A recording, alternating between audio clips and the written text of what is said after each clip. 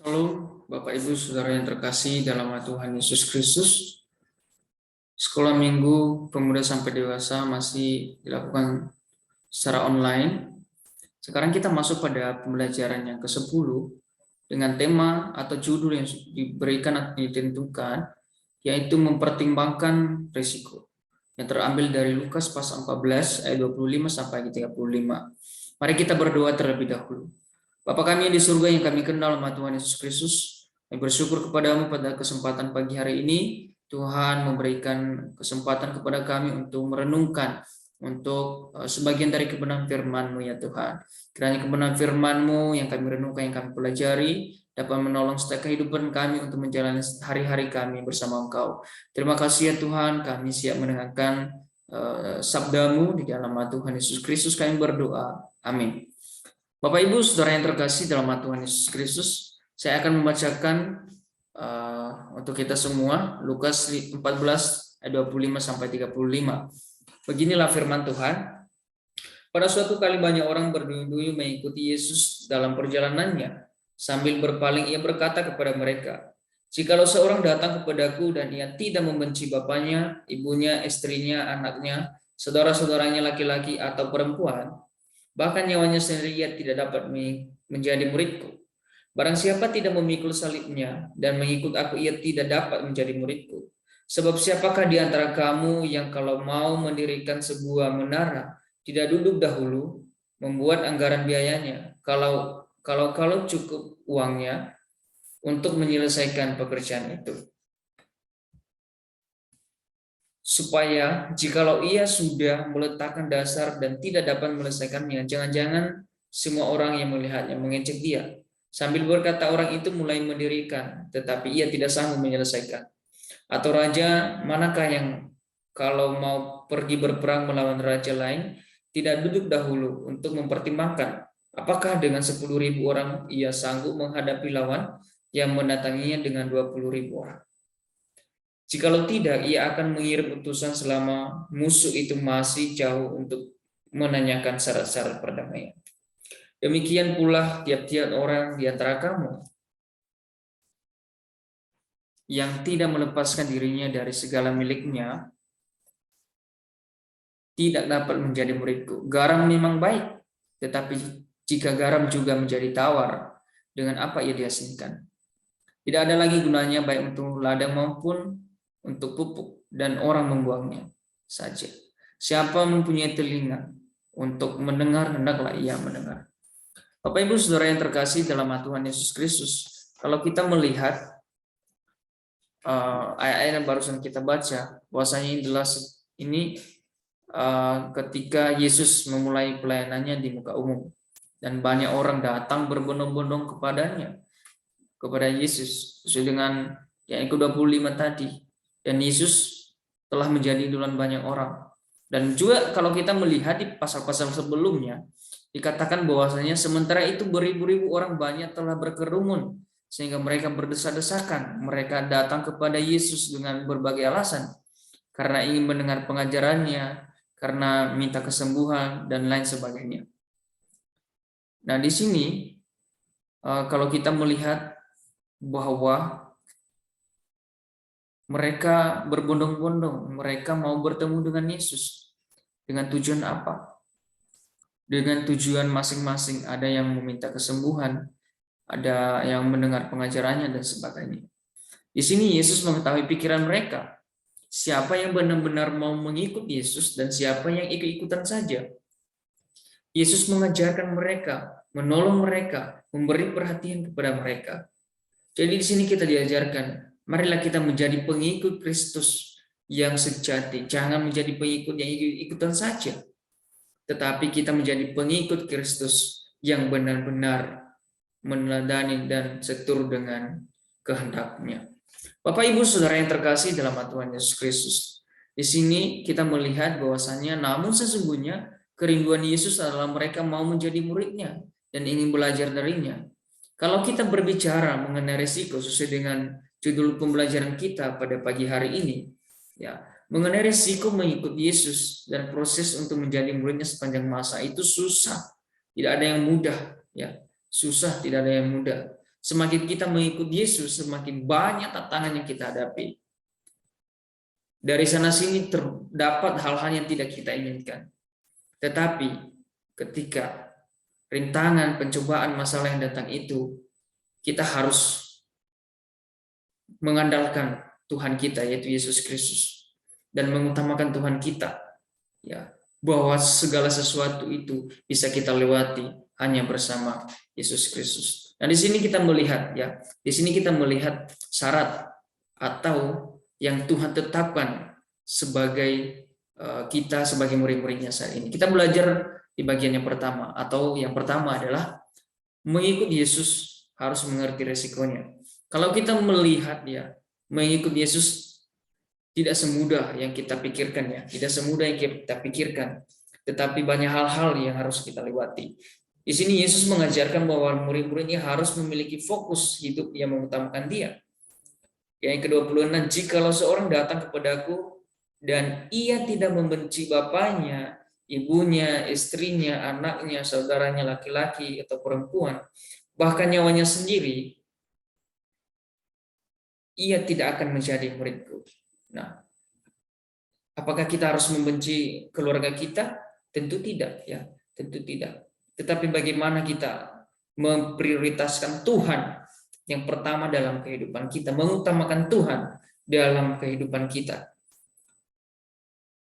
Kalau kita melihat di gambar-gambar ini, ya, di sini ketika mertua Petrus mengalami sakit, nah di sini Yesus memberikan kesembuhan, ya. Petrus juga mengasihi keluarganya, dan di sini Petrus mengutamakan Tuhan dalam kehidupannya, ya, untuk meminta kesembuhan kepada mertuanya. Jadi di sini kita harus benar-benar mengutamakan Tuhan dalam kehidupan kita.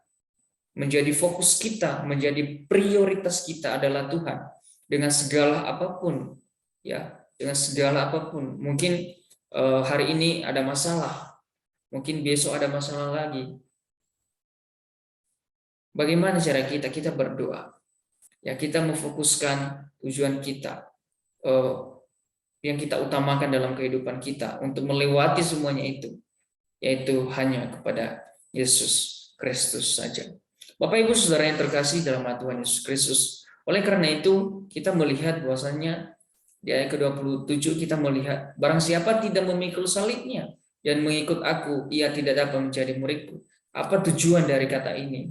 Kalau kita melihat tujuan dari kata ini bahwasanya agar orang percaya mengikut Tuhan dengan benar dan bertanggung jawab, ya. Kita memiliki tanggung jawab, kita memiliki tugas yang harus kita lakukan, ya. Kita mengikuti Tuhan dengan benar, ya. Banyak orang, kalau kita melihat saat ini, banyak orang berpikir bahwasanya mengikut Tuhan itu mudah, enak, nyaman, tentram, tanpa mau menerima penderitaan.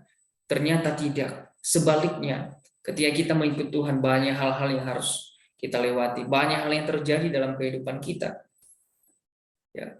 Tetapi bagaimana kita sebagai murid-murid yang sudah dibenarkan di hadapannya, kita siap menerima semua penderitaan, semua masalah, semua rintangan yang harus kita lewati, dan kita bisa melewati semuanya itu hanya bersama Yesus Kristus saja. Bapak Ibu yang saudara yang terkasih, kita melihat bagian yang kedua adalah mengikut Yesus harus memiliki perencanaan yang matang. Ya, di sini ada dua contoh, ya. Kita melihat perencanaan atau contoh yang pertama ini, ya. Seorang yang akan mendirikan bangunan harus duduk terlebih dahulu untuk menghitung biaya agar dapat mewujudkan bangunan itu hingga selesai. Kalau kita membangun suatu rumah, pasti kita harus membuat desainnya dulu, anggarannya berapa, ya.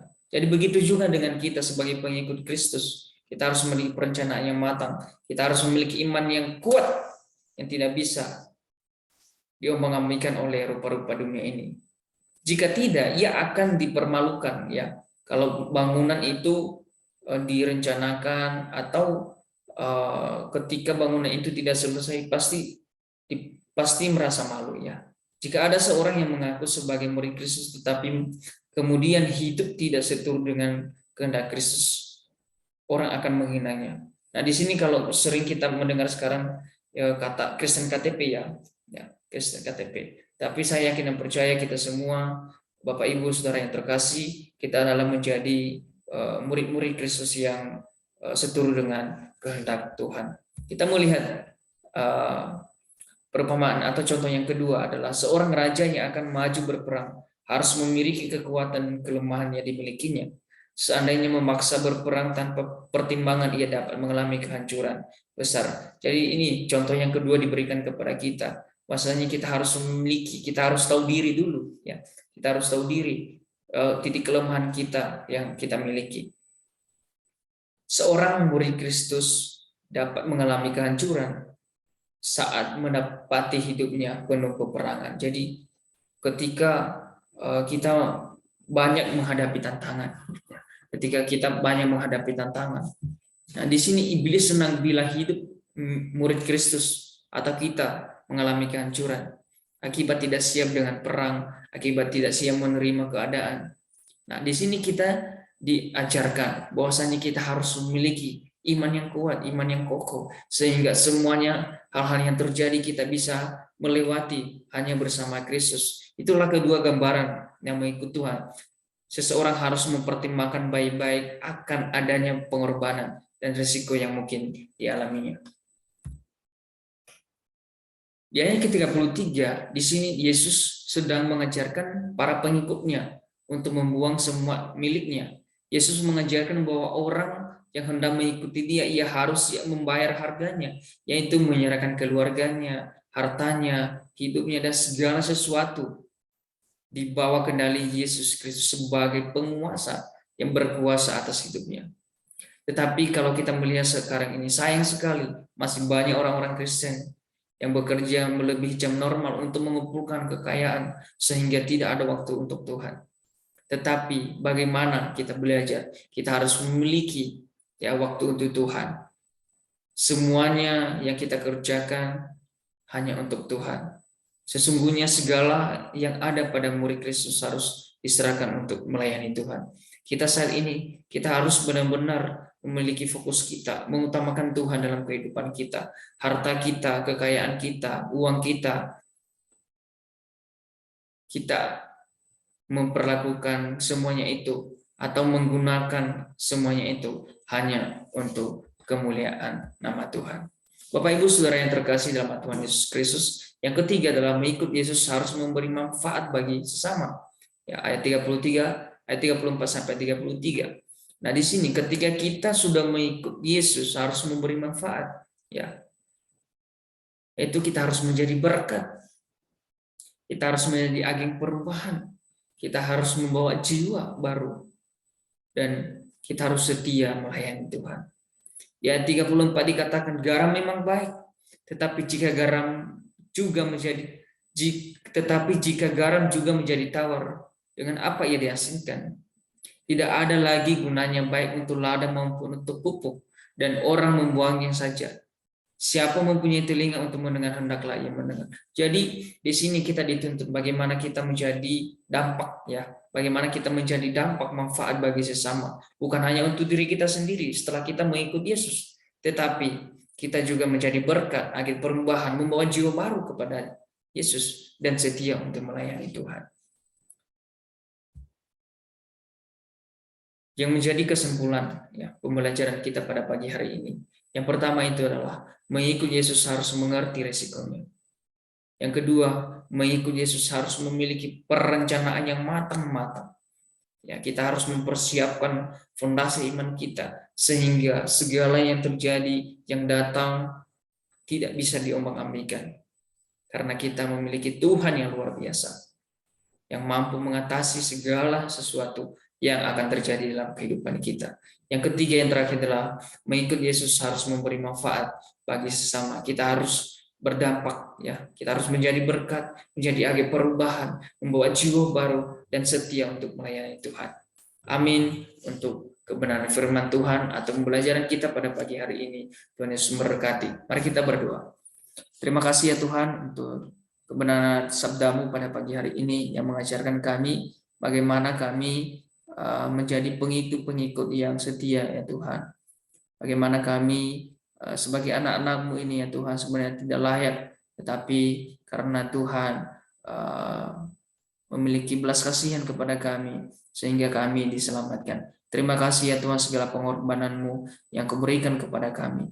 Dan segala yang kami pelajari, yang kami bahas, renungkan bersama-sama, kiranya menjadi penolong dalam menjalani setiap hari-hari kami. Terima kasih ya Tuhan. Dalam nama Yesus kami berdoa dan mengucap syukur. Haleluya. Amin. Amin. Tuhan Yesus memberkati. Selamat hari Minggu.